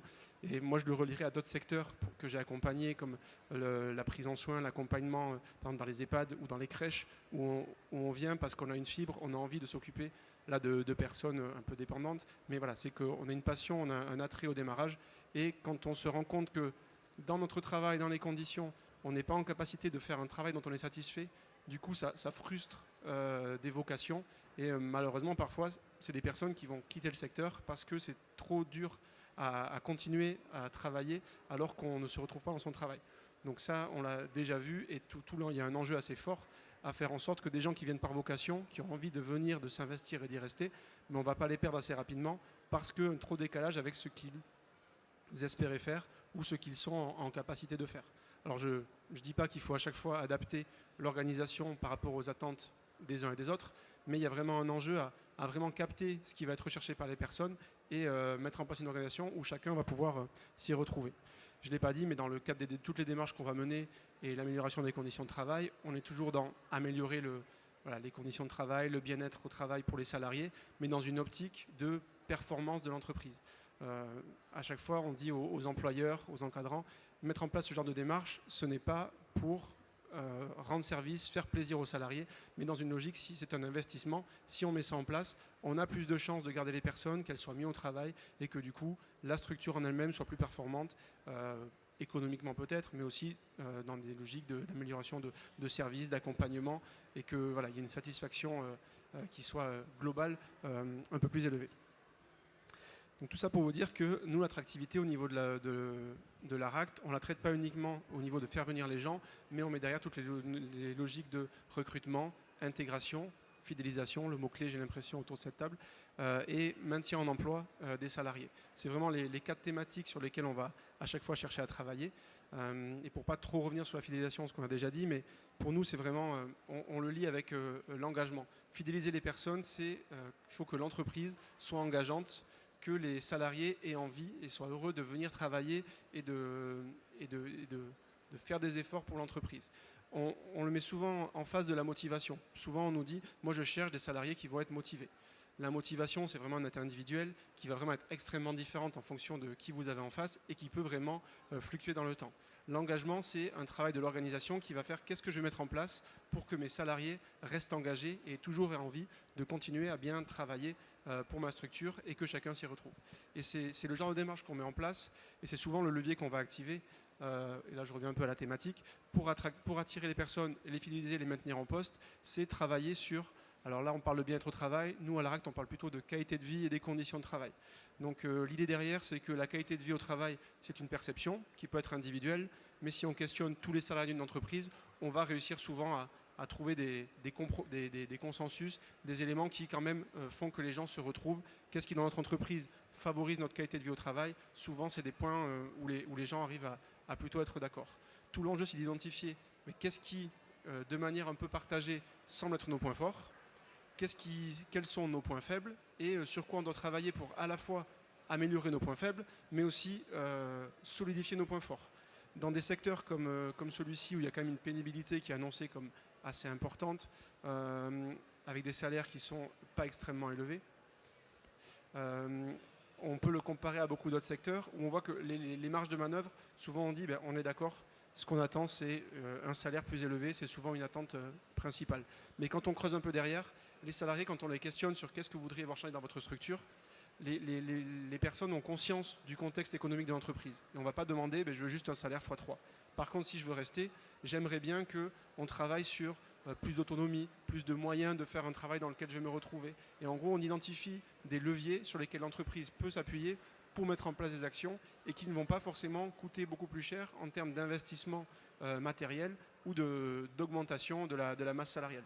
Et ça, c'est assez important, c'est quand on met en place des démarches de l'amélioration de la qualité de vie au travail, on met des démarches qui sont collectives, où on va regrouper les personnes, et tout l'enjeu, c'est de partager, croiser un peu les représentations, et chercher à identifier qu'est-ce qui fait que chez nous, on est bien, on a envie de travailler, qu'est-ce qui fait qu'on préfère cette entreprise à celle d'à côté, et comment on fait pour être sûr que ça continue comme ça. Excusez-moi, je reprends mes notes pour pas trop redire ce qu'ont pu dire les autres. Oui, sur les représentations, voilà, c'est aussi important pour nous, une manière de faire, c'est à chaque fois d'aller croiser les points de vue des dirigeants, des salariés et des personnes en formation. On se rend compte que souvent on a l'impression que les constats sont partagés, c'est ce qu'on se dit souvent, et quand on mène par des questionnaires par exemple, je spoil un peu mais on en parlera après, mais des questionnaires qui permettent d'avoir les points de vue des uns et des autres et de les comparer, on se rend compte qu'il y a souvent des écarts. Nous on l'a fait par exemple dernièrement dans plusieurs filières, je pense à la filière viticole où les employeurs nous disaient, nous c'est sûr que les gens viennent travailler chez nous pour le salaire. Les salariés ont répondu en premier, on vient pour des questions d'autonomie dans le travail, pouvoir faire notre travail de la manière dont on le préfère, et en 2 pour une ambiance d'équipe. En 3, on vient pour le salaire. Et donc ça permet juste de poser le constat aux employeurs qui nous disaient on n'arrive pas à garder et il n'y a que le salaire qui peut les faire rester ou pas. Ben non, les autres leviers là ils sont posés sur la table. Pareil, quand on questionnait les personnes en formation, on voyait qu'il y avait des différences assez importantes sur qu'est-ce que je vais chercher dans une entreprise. Et là on revient sur ce qu'on a déjà un peu évoqué, les rapports au travail qui ont changé, les différentes de générations ou même de profils de salariés qui peuvent arriver dans les structures. Maintenant, comment on fait pour intégrer ça et faire en sorte que chacun s'y retrouve? On a accompagné par exemple des cliniques récemment où il y avait un très très fort turnover sur certains métiers. Infirmier par exemple, infirmière, kiné, ils n'arrivaient pas à la garder et le discours c'était c'est des personnes, maintenant les jeunes qui font ces métiers-là ne veulent pas rester, refusent les CDD et de suite cherchent à aller ailleurs pour gagner plus d'argent sans doute. Quand on a questionné les professionnels, ils nous ont dit nous on sort d'école et le fait de voir plusieurs contextes, plusieurs employeurs, c'est une manière de contrer un peu la lassitude qu'on peut trouver, on a envie de changer d'air, mais aussi de monter en compétences. On veut voir d'autres contextes, d'autres personnes avec qui on travaille, d'autres encadrements pour, en tant que professionnel, être mieux outillé. Et ça permet un peu juste de décaler, de se dire, ah oui, ils ne cherchent pas juste plus d'argent ou pouvoir enchaîner les missions et faire des pauses pour partir en vacances. C'est un discours qu'on a un peu entendu. Là, on se rendait compte que c'est des personnes qui aussi pensaient à long terme sur leur parcours professionnel, comment je me projette, et en fait, si j'utilise des stratégies, je les mets en place pour pouvoir après, moi, mieux me vendre en tant que salarié. Et ça, en l'ayant intégré, les structures qu'on a accompagnées ont cherché à mettre en place des parcours entre établissements, à travailler de manière collective. Et en gros, toute la logique derrière, c'était de se dire, le turnover, on ne pourra pas forcément l'endiguer, parce que les attentes ont changé, il y a des gens qui ont des envies de changer plus régulièrement. Par contre, comment en tant que collectivement, et là ça fait un peu lien avec ce que vous disiez, Graciane, collectivement, comment on s'empare du problème et quelles solutions on peut identifier pour les résoudre ou à minima les atténuer.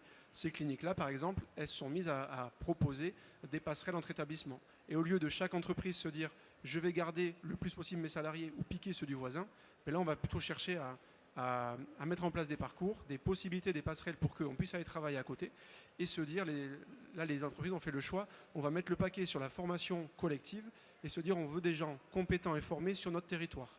Et on se dit qu'il y aura du turnover, mais le fait qu'on ait des gens compétents, on va quand même toujours réussir à recruter des personnes et faire tourner nos entreprises sans perdre en qualité. Et du coup, c'est tout l'enjeu de se dire, une fois qu'on a partagé les mêmes problèmes, quel levier on peut aller chercher. Le fait d'avoir des réponses un peu partagées et des constats un peu partagés, ça nous permet à l'échelle de la filière ou des fédérations, des collectifs d'employeurs de se dire, voilà notre problème. Et si on arrive à se projeter sur des recherches de solutions collectives, on sera toujours plus efficace que si on est sur de la concurrence ou juste de la recherche au niveau de l'entreprise. Je ne sais pas où je suis niveau timing. Bien. Ouais. Bien. En tout cas, ça marque. En tout cas, on a bien compris, puisqu'on s'était fixé comme leitmotiv de trouver des solutions. Vous évoquez les solutions collectives. Vous nous avez donné des exemples, viticole, clinique, pâtisserie. Il nous reste quelques minutes avant la 3e table ronde. Donc maintenant, j'ai envie de dire, comment fait-on pour conserver nos salariés, rendre attractifs, fidéliser nos salariés? Je sais que Sébastien Marty voulait réagir à une des interventions tout à l'heure. Ça a été répondu à travers déjà les autres interventions. Donc, Oui, ok. Très bien. Alors maintenant, finalement, la balle est dans votre camp. Comment fait-on comment s'y prend-on au regard des exemples que vient de donner Maxime, par exemple, même si on ne peut pas se comparer avec la pâtisserie ou les cliniques? Comment procéderait-on maintenant qu'on a fait le constat? On s'était dit avec Pierre-Olivier, il nous faut des solutions. On ne ferme pas la table ronde tant qu'on n'a pas des solutions. Alors, tu veux... Alors, ce n'est pas une solution, moi je suis une théoricienne. Hein. Oui, quand même sur le terrain, Charlène. Mais quand même. Oui. Juste le métier passion. Qu'on soit quand même d'accord sur, en fait, c'est quoi une passion? C'est quoi être passionné? Juste quand même un petit point sur ce mot. La passion, au début, c'est quand même la passion du Christ. À la base, c'est quelque chose qui n'est pas choisi par une personne, c'est un martyr qui défend une cause coûte que coûte. Et donc, en gros, quand on dit à quelqu'un « tu es passionné », ça veut dire qu'en fait, tu te sacrifies pour quelque chose que tu n'as pas choisi. Littéralement, c'est ça, la passion. Et aujourd'hui, on est sur une génération qui recherche un équilibre vie privée, vie professionnelle beaucoup plus important qu'on pourrait l'avoir, nous. Et là, nous, qu'est-ce qu'on leur vend? Des métiers sacrifices. Donc, peut-être que l'une des solutions, ça serait aussi de revoir un peu notre fusil d'épaule en termes d'orientation. Et c'est de se dire qu'en fait, si on vend que le cheval comme métier passion, effectivement, on va avoir un décalage entre ce qu'ils attendent et ce qu'on leur offre sur le terrain. Parce qu'il faut bien distinguer, parce qu'effectivement, il y a ce décalage de qu'est-ce qu'ils attendent et qu'est-ce qu'on leur offre. Il y a aussi ce décalage de niveau d'engagement, de motivation et de passion. Parce qu'en fait, il y a deux types de passion. Quand tout va bien, on a une passion dite harmonieuse, c'est-à-dire qu'en fait, c'est une activité qui va prendre beaucoup de place dans notre vie, mais au final, on va trouver ce juste équilibre. À l'inverse, on peut avoir une passion dite obsessionnelle. Et là, en fait, ça veut dire qu'on va écarter tout le reste, y compris des fois la sphère familiale. Comme son nom l'indique, c'est obsessionnel. Et moi, ce que j'ai pu remarquer, c'est que malheureusement, on a des employeurs qui ont des fois basculé vers cette passion dite obsessionnelle, et qui n'ont plus que ça, ils n'ont plus que ces soucis-là en tête, et qui accueillent des jeunes qui sont en stade de passion harmonieuse. Et là, en fait, ils se disent « mais moi, je ne veux pas devenir comme lui ». Et donc, en fait, on leur fait peur sans s'en rendre compte. Prenez juste l'image d'une bougie, et je terminerai là avec mes images. Donc, on prend l'image d'une bougie. Vous avez un stock de cire. Si vous allumez une mèche, vous avez un peu de flamme, un peu de lumière. Et la cire va s'écouler tout doucement. D'accord? Et on va garder notre bougie plus longtemps. Vous me voyez venir, hein? On met 3 mèches, on a plus de lumière, mais par contre, on a de la cire qui s'écoule beaucoup plus vite. Et une fois qu'il n'y a plus de cire, il n'y a plus de bougie. Voilà. Donc la solution, ça serait peut-être de... Passion harmonieuse. Ok, voilà, ça c'est la théorie, c'est beau, c'est magnifique.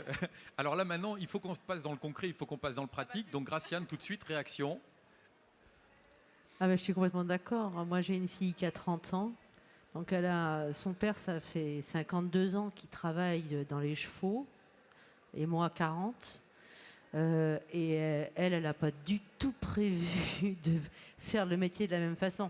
Par contre, elle a cette même motivation, c'est-à-dire qu'elle sait qu'elle ne peut pas s'exprimer professionnellement autrement qu'au travers des chevaux.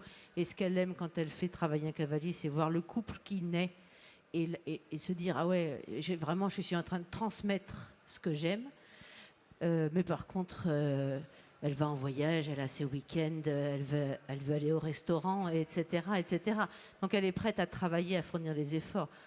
Moi, je pense personnellement que le problème, c'est que nous, à notre âge, on ne peut pas transmettre correctement parce qu'on est trop loin de leur réalité de jeunes. Peut-être on peut juste les aiguiller pour éviter de tomber dans certains écueils. C'est à eux d'inventer le truc. C'est pour ça que je pense que c'est le tournant, ce que je disais, de la relation au cheval. Mais clairement, ils ont aussi besoin d'être avec les chevaux, quoi. Être vivant, être contraignant. Alors ça veut dire maintenant que très concrètement, alors peut-être les employeurs, justement, on réagit comment du côté des employeurs? On en a parlé quand on a préparé ça, on a parlé de la Gen Z, et en effet, on sait que cette génération Z ne travaille pas comme nous, old school. Alors je suis d'accord avec tout ça, c'est des constats qui sont tout à fait vrais et réalisables.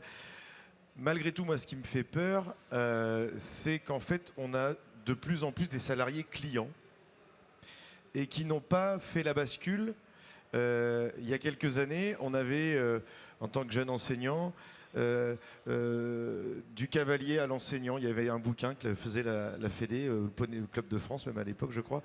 Et aujourd'hui, on a plus ça. Et aujourd'hui, peut-être que dans les formations, dans les très nombreuses formations qui sont proposées aux jeunes cavaliers, peut-être que, en fait, un bon nombre de jeunes rentrent dans ces formations avec une image, le cheval, le cheval, le cheval. Et moi, le premier, j'aimerais avoir mes week-ends, j'aimerais avoir du temps libre, j'aimerais démarrer ma journée à 8h et la finir à 18h. Mais ce qui est très très compliqué, ça va être, et ce que les jeunes prennent, et souvent les jeunes salariés et où les jeunes chefs d'entreprise prennent de manière frontale, c'est la réalité économique des entreprises. Là, si moi, dans mon entreprise, je réfléchis rapidement, si je veux que, par exemple, ne serait-ce que mes salariés aient un week-end sur 2 de libre, il faut que j'embauche 2 personnes. C'est pas possible. Ou alors, il faut que j'ai plus de clients. C'est difficile. Ou alors, il faut que je double mes tarifs ou que je les triple. Bon, ça va pas faire avancer la chose. Donc, il y a effectivement, je pense que depuis quand même quelques années, il y a aussi une forme de romantisme qu'on voit sur les formations équestres. La formation au métier du cheval, c'est génial, c'est être avec les chevaux tous les jours, c'est super. Mince, il est en colique, il est 19h. Ah, c'est mon heure. Alors qui reste? Donc après, il faudra récupérer, mais pendant ce temps, ben voilà. Donc voilà, c'est un bon nombre de questions qui sont posées et peut-être qu'aujourd'hui, beaucoup de gens qui arrêtent les métiers du cheval, ils sont pas là pour être justement au service du cheval, mais pour se servir du cheval. En tout cas, c'est ce que moi je pense. Alors, est-ce que c'est une équation insoluble? Est-ce que certains veulent partager des solutions? Parce qu'on avait dit, on va vers les solutions. On est d'accord maintenant sur le constat. En effet, Graciane, une part de l'équation. Moi, j'ai une demande. Un cheval, c'est combien de travail minimum par jour? Un travail exprimé en nombre d'heures, tu veux dire? Oui. Et alors, un cheval vivant dans une écurie, dans une écurie, c'est combien? Vivant dans un écurie paddock, combien? Que prairie, combien? Je crois que la MSA a donné comme chiffre, c'est un salarié pour 20 chevaux qui vivrait en prairie. Moi, j'ai des chiffres comme ça, mais qui sont plus... Je ne sais pas, est-ce que du côté de l'IFCE, vous avez des informations là-dessus ou pas? Aiderait peut-être les chefs d'entreprise à se dire, OK, finalement, si je veux fonctionner avec un salarié, il ne me faut que X chevaux. Et du coup, changer le... Et donc, trouver un business model avec 20 chevaux. Et derrière, repositionner le... Moi, ce que je peux dire personnellement, c'est que les entreprises qui fonctionnent bien, c'est qu'elles sont toujours raccord avec leur environnement. Quand je parle d'environnement, je ne parle pas d'environnement géographique, même s'il est pris en compte, mais c'est surtout un environnement social, sociétal et économique. C'est-à-dire que le produit vendu, ou les produits vendus, tout est organisé et il y a une espèce d'harmonie en fait. Et là, du coup, on tombe sur des seuils de rentabilité des chevaux et des temps de travail qui sont déjà plus équilibrés. Donc du coup, maintenant, le nouveau mot-clé, c'est certains sont harmonie, même bénéficiaires, mais ça, c'est plus rare. Harmonie, oui. Alors, donc, qui veut peut-être faire réagir? cette étude de rentabilité, voilà, avoir des bases derrière pour pouvoir les enseigner, en fait. Alors, on pourra peut-être reposer la question à la MSA. Je ne sais pas si quelqu'un veut valider le chiffre, un UTH pour 20 chevaux, par exemple. Maxime, vous l'avez?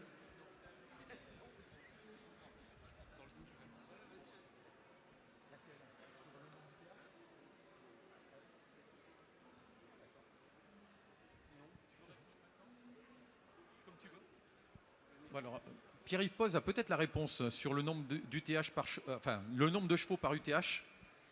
Non, je n'ai pas la réponse, mais je sais où la trouver. Le réseau référence, en fait, il est fait pour ça. C'est-à-dire que on a parlé tout à l'heure du réseau référence qui est mis en place par l'IDEL, l'IFCE, les conseils des chevaux, et il m'en manque un, les chambres d'agriculture. Donc 4 partenaires qui justement travaillent sur ces chiffres économiques et qui étudient, ça a été dit tout à l'heure, les entreprises qui ont des seuils de rentabilité intéressants pour justement vous en faire des modèles. Donc en fait, il faut se rapprocher du réseau référence. Regardez vous l'avez sur le site de la Fédération des conseils des chevaux. Est-ce que cette donnée-là existe?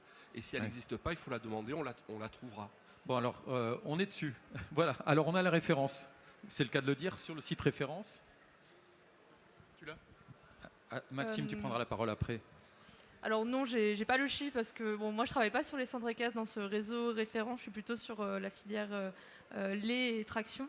Mais en fait vous avez ce qu'on appelle des CATIP centres équestres, donc sur le site de l'IDEL, mais aussi sur le site de la Fédération du Conseil des Chevaux, enfin sur tous les sites des partenaires. Et donc vous avez par exemple le CATIP centre équestre qui fait compétition, et donc vous allez voir un centre équestre type, combien de salariés là, pour combien de chevaux pour être rentable. Donc si on me laisse un peu de temps, je peux essayer de trouver la donnée pour le centre équestre. On va faire tourner la parole. Maxime voulait intervenir. Si vous avez le bon Wi-Fi, on aura peut-être la réponse dans quelques instants. Sinon, on mobilisera les services du ministère. On trouvera ce chiffre. C'était juste pour revenir sur l'équation un peu insoluble. Alors, j'ai pas la solution magique. Par contre, on l'a un peu vu, par exemple, dans les restaurants qu'on a pu accompagner. L'hôtellerie-restauration, surtout en sortie de Covid, il n'y avait plus un serveur. Ils n'arrivaient plus du tout à en trouver. Et pour certains, ça a été faire évoluer le modèle économique ou les modes de fonctionnement. Et ce qui veut dire une grosse remise en cause, un gros travail sur le business model, s'adapter à son environnement, qu'est-ce qu'on peut faire. La problématique, c'était le travail en coupure à l'époque. Et ils disaient, nous, on ne peut pas ne pas faire de la coupure, on ne peut pas prendre des salariés différemment. Et malheureusement, ils ont été un peu obligés parce que sinon, ils n'en avaient plus. Donc ça veut dire ouvrir à d'autres recrutements, identifier d'autres personnes qui peuvent travailler. Mais là, c'est d'autres profils et mettre en lien avec les diplômes attendus. Ou alors se dire, on doit faire évoluer notre manière de penser l'organisation parce que sinon, trop compliqué. Donc j'ai pas une bonne solution, mais je ne sais pas si c'en est une, mais du coup, ça a été de la réflexion collective à plusieurs, identifier est-ce que des personnes recrutées nous suffisent avec le modèle actuel ou sinon, malheureusement, devoir faire des évolutions pour la pérennité de l'entreprise. Oui, parce qu'en fait, dans l'équation insoluble, il y a la dimension quanti, c'est-à-dire le nombre d'équivalents temps plein éventuellement par chevaux, mais ensuite, il y a aussi ce qu'on propose à ces équivalents temps plein. Voilà. Alors, qui veut rebondir là-dessus? Oui. Alors pour un centre équestre tout public de type animation, donc le centre équestre type, il a 39 équidés et il a 2,3 unités de main d'œuvre. Donc par exemple, un chef, un dirigeant avec salariés. Ça fait un équivalent temps plein pour 20 équidés? Oui. Ouais, c'est ça. Ok. On peut faire tourner la parole une dernière fois. Il nous reste quelques instants sur cette deuxième table ronde. Par rapport à l'attraction des métiers, étant au contact du jeune public en termes de conseillers d'orientation filière, c'est vrai que comme faisait imager Charlène tout à l'heure, ils ont certaines envies, ils essaient de découvrir les choses et on se rend compte quand ils ont fait le tour, pour eux, malheureusement, ils ne s'attardent pas dans la profession ou certains ne débutent même pas. Moi, un chiffre qui m'impressionne, c'est le nombre de diplômés du BPGEPS aujourd'hui. On est à 1200 tous les ans, mais je n'ai pas 1200 candidats pour pouvoir des offres d'emploi sur Equiresources. Donc je me dis que peut-être finalement, ils vont se former à ce métier-là en espérant peut-être devenir professionnels et finalement ils se rendent compte que c'est peut-être pas fait pour eux ou qu'ils n'ont pas trouvé les bonnes conditions. Donc ils se dirigent vers autre chose. Mais est-ce que ces nouveaux formés au BPJEPS, ils n'ouvrent pas leur entreprise individuelle et que c'est pour ça que tu les retrouves pas sur Equiresources? Alors, oui et non. Après, il y en a certains qui se lancent dans l'auto-entrepreneuriat, le côté indépendant. Mais des fois, ça ne dure pas si longtemps parce que ça reste un statut assez précaire pour moi. Et je ne les encourage pas toujours à s'éterniser là-dessus. Ça peut être une transition entre 2 ans pour la salariée. Mais non, ce n'est pas la majorité, quoi. Il y en a beaucoup qui vont faire autre chose. Alors, j'ai pas de chiffres précis pour le dire, mais étant recruteur et faisant de l'emploi, je lis des CV tous les jours, toute l'année, et j'en vois beaucoup qui ont fait la formation et qui n'ont jamais enseigné. Ça veut donc dire qu'on n'a pas de chiffres, on ne sait pas ce que deviennent par exemple ces 1200 dont tu parlais. Je suppose que pour les palefreniers, c'est exactement la même chose. Pour les vétérinaires, ça peut l'être également. Alors des chiffres de l'IFCE, je ne sais pas, mais en préparant la table ronde, je regardais une étude au CAPIAT. Et donc il y avait un quart des nouveaux diplômés, enfin tout diplôme dans la filière équine, qui quittaient la filière très rapidement. Voilà. Et très rapidement, ça veut dire dans les semaines, les mois qui suivent il me la semble formation diplômante? Oui, c'était les diplômés avant 30 ans, un quart ont quitté la filière. Et ça veut dire qu'ils n'essaient même pas de rentrer dans la filière? Ça ne dit pas qu'ils n'ont pas essayé, ils ont peut-être essayé, mais ils ne sont pas restés bien longtemps en tout cas. Parce que, voilà, sûrement, Et alors, par contre, on ne sait pas pourquoi ils n'ont pas essayé ou pourquoi peut-être ils ont fait un aller-retour rapide et que finalement ils se sont aperçus. C'est la qualité de vie, les conditions de travail. On avait, même si là, ce que Charlène a bien fait de le dire, le salaire, c'est forcément ça aide à vivre, mais c'est vraiment pas du tout le critère premier. Il y a vraiment les conditions de travail au niveau management, et il y a un vrai décalage entre cette nouvelle génération qui arrive et les anciens, donc beaucoup de dirigeants sont anciens. Mais ne managent comme eux ont été managés avant. Et sauf que nous, jeunes, c'est plus. Enfin voilà, je m'occupe dedans. C'est pas comme ça qu'on veut être managé. C'est pas comme ça qu'on a l'habitude. Et donc c'est vrai qu'on va vite se faire dégoûter si. Donc on n'a pas nos week-ends, mais en même temps, si au travail on n'est pas content d'y aller parce qu'on va se faire un peu gueuler dessus. Ouais, bousculer, et que on est peut-être une génération un peu fragile selon les anciens. C'est sûr qu'on va vite se dégoûter de ça. Donc, je suis d'accord pour le côté formation. En tout cas, pour les dirigeants, se reformer à comment manager cette jeune génération. Réussir à mieux se comprendre. Et c'est un peu ce que disait Graciane. Il y a besoin, la personne a besoin de se sentir valorisée, de dire là c'était bien. Je crois que c'était ça un peu le fond, qu'ils ont besoin vraiment de se sentir valorisés, de ne pas être en concurrence aussi. Ce que je trouve dans le milieu du cheval, on est vite en concurrence sur sa façon de monter, tout ça, et on peut très vite se dégoûter. Et j'ai beaucoup aimé là, ce que vous avez parlé, Maxime, là, sur ces questions de passerelle. Là, je suis sortie d'école d'ingé depuis très peu de temps, et c'est vrai qu'on a vraiment envie de changer, de voir plein de choses. Beaucoup de mes collègues vont partir à l'étranger, vont faire 6 mois à un endroit et rechanger. Et finalement, on voit que c'est quelque chose qui arrive aussi dans la filière équine, de changer de structure. Donc est-ce que c'est pas quelque chose entre organismes qu'on pourrait faire, à créer des passerelles entre les différents centres équestres?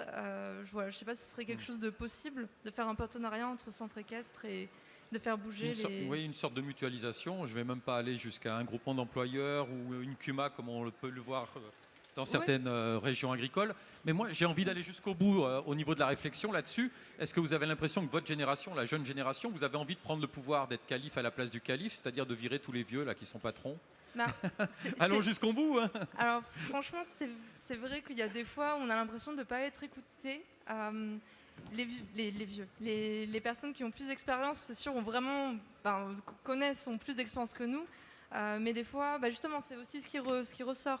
Les salariés peuvent être assez peu écoutés, et quand elles ne sont pas incluses dans les décisions de l'entreprise, finalement, elles ne se sentent pas investies. Oui, autant aller ailleurs, aller voir finalement que cette entreprise, elle marchera très bien avec ou sans moi, on se sent remplaçable. Et le fait d'être vraiment inclus dans les décisions, dans les discussions, on va avoir envie de faire évoluer l'entreprise et de rester dedans. Je pense que c'est assez important. Et après, je peux donner la parole à mes autres collègues qui ont à peu près mon âge. On est sur un conflit intergénérationnel, là, ça va se régler après. Non, parce que je pense qu'on fait partie quand même de la même génération, un peu plus. Vous et moi? Non, avec Marie. Je sais pas, il faut qu'on vérifie ça. Non.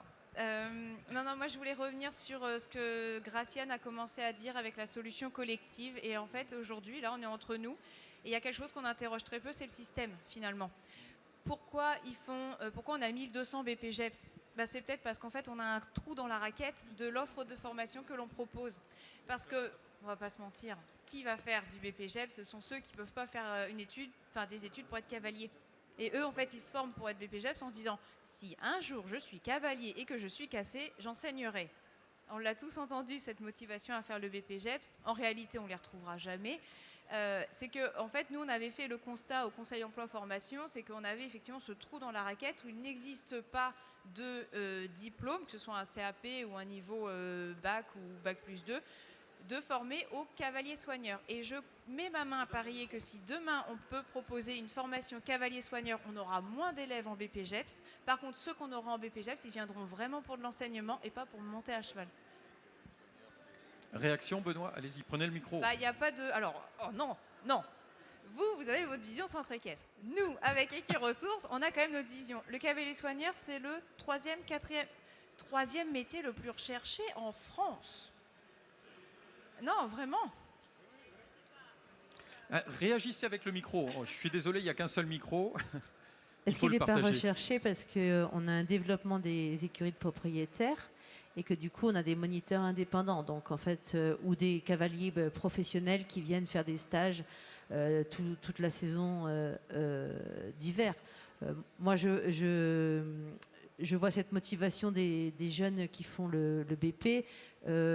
Effectivement, il y en a beaucoup qui veulent être cavaliers, hein, ils veulent tous aller faire du concours parce que ça brille.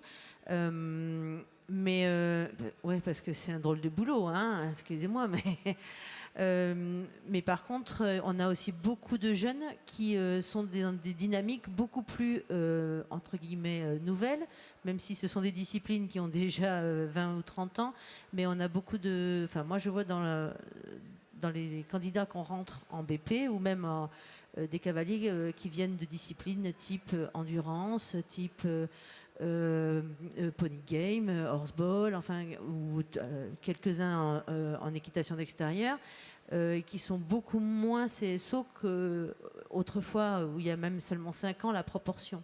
Donc ils sont moins sport qu'ils n'étaient. Benoît, pour les employeurs. Moi, juste un petit mot par rapport à ça. Pour enseigner l'équitation, il faut avoir le BPGEPS, il faut avoir un AE ou un diplôme d'enseignement. Pour être cavalier, soigneur, il n'y a pas besoin de diplôme. Ou alors je me suis trompé, j'ai loupé un truc. Eh bien, oui, mais est-ce que les postes qui sont pourvus de cavaliers soigneurs sont pourvus par des candidats qui ont un diplôme de cavalier soigneur? Ben si, il y en a. Ben, bien sûr que si. Le DS de jeunes chevaux. Le CS, pardon, ouais. Ça existe bien. Donc, à partir de ce moment-là, est-ce que demain, si les centres de formation, les OF qui sont dans la salle, là, il y en a plein, s'ils ouvrent des formations de cavaliers soigneurs, est-ce que, sincèrement, vous pensez que une partie des candidats que vous avez en BP vont aller dans ces formations-là et surtout seront à la sortie employables pour ces métiers-là? Je ne sais pas. Une rapide réaction, Charlène, on pourrait et puis faire après une on va étude clôturer. statistique, effectivement. En tout cas, peut-être que pour conclure, et avec Sébastien, on en faisait le constat parce que j'ai été à ses côtés pour faire de l'orientation, c'est que est-ce qu'on oriente bien aussi nos jeunes, tout simplement? Est-ce qu'ils ont une véritable palette de... En fait, est-ce qu'ils savent vraiment ce qu'on leur propose derrière? Et est-ce que les formations qu'on leur propose correspondent? On a toujours un laps de temps qui est très décalé entre ce que la formation peut faire et les évolutions qu'elle fait par rapport à comment évolue l'emploi. Et en fait, il y a toujours cette marge où la formation, elle avance toujours moins vite que l'emploi. Et aujourd'hui, on le paye un petit peu. Eh bien, parfait. Oui, juste un tout dernier mot, en fait. L'attente des jeunes aujourd'hui, c'est d'être au contact de l'animal. Il y a ceux qui savent déjà ce qu'ils veulent aller vers le sport, l'enseignement, mais la plupart des plus jeunes, les collégiens, qui se posent des questions, c'est être au contact de l'animal. Aujourd'hui, la formation, on est dans de la formation agricole. CAP, Bac Pro, c'est de l'agricole. Il faut leur préciser, c'est professionnel et agricole. Notre filière est partagée entre le sport et l'agriculture. Donc tous ne s'y retrouvent pas non plus, donc ils font leur temps. Ils vont, comme beaucoup en bac pro, pour monter à cheval, avoir le cheval à leur côté pendant leur formation, et après ils vont faire autre chose. Écoutez, je peux vous dire la même chose également pour le vétérinaire, puisque moi je m'occupe de la prépa véto à Blanquefort et on a le même problème. C'est ça. Voilà. Merci. Alors, pour terminer, donc, on va parler avec Maxime Sescos et Pierre Olivier de ce questionnaire. Alors attends, Maxime, je vais te laisser le micro. Oui, on rebondit un peu à l'issue de cette table ronde sur le lancement du questionnaire qui, je pense, est très en lien avec ce qui a été dit à l'occasion de cette table ronde, qui a surtout comme objectif d'essayer d'objectiver un petit peu les différents regards que peuvent porter les salariés, les employeurs, les gens en formation, les gens qui ont quitté le métier, les gens qui souhaitent y rentrer, et qu'est-ce qui pour eux est attractif, qu'est-ce qui pour eux ne l'est pas. Sur un questionnaire très simple, ça prend 10 minutes, en espérant qu'il y ait un maximum de gens qui répondent à ce questionnaire. Et bien sûr, les résultats seront communiqués. Ça ne va pas modifier la problématique de l'attractivité, mais ça va clarifier les représentations des gens par rapport à leur métier et la façon dont ils le perçoivent et dans la façon dont ils le voient.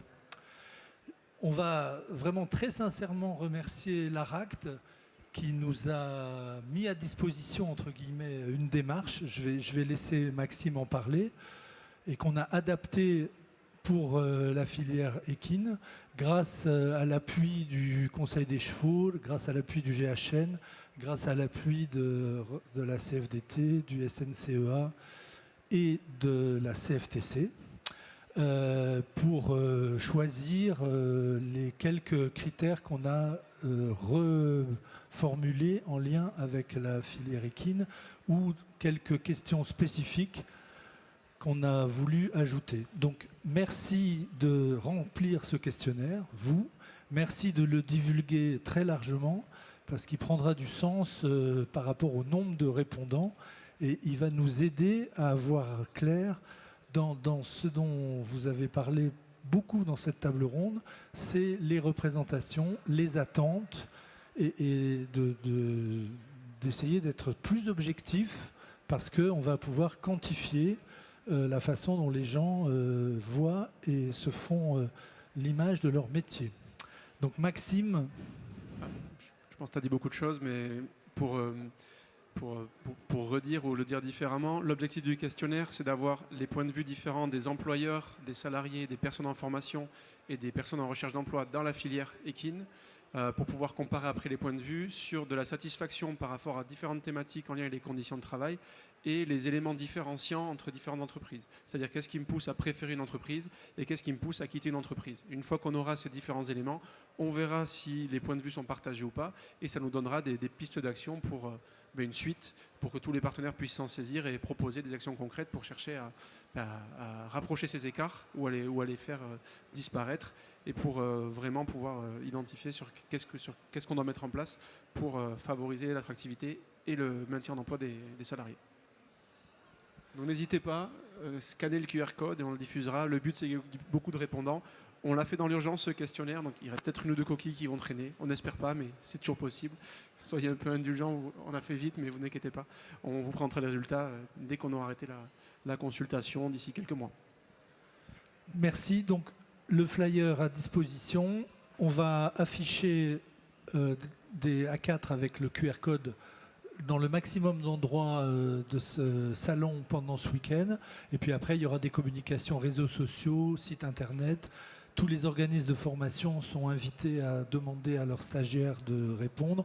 Tous les employeurs sont invités et à remplir le questionnaire et à demander à leurs salariés de bien vouloir le faire, parce que ça va vraiment nous aider à voir clair sur tout ce dont vous avez parlé et sur les représentations, les souhaits et les aspirations des différentes catégories de gens qui répondront à ce questionnaire.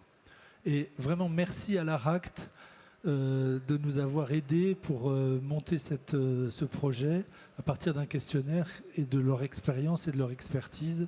Et merci aux partenaires qui ont contribué dans un temps record à sa réalisation. Eh ben, merci. Je pense qu'on peut applaudir très fort l'ensemble des intervenants de cette deuxième table ronde.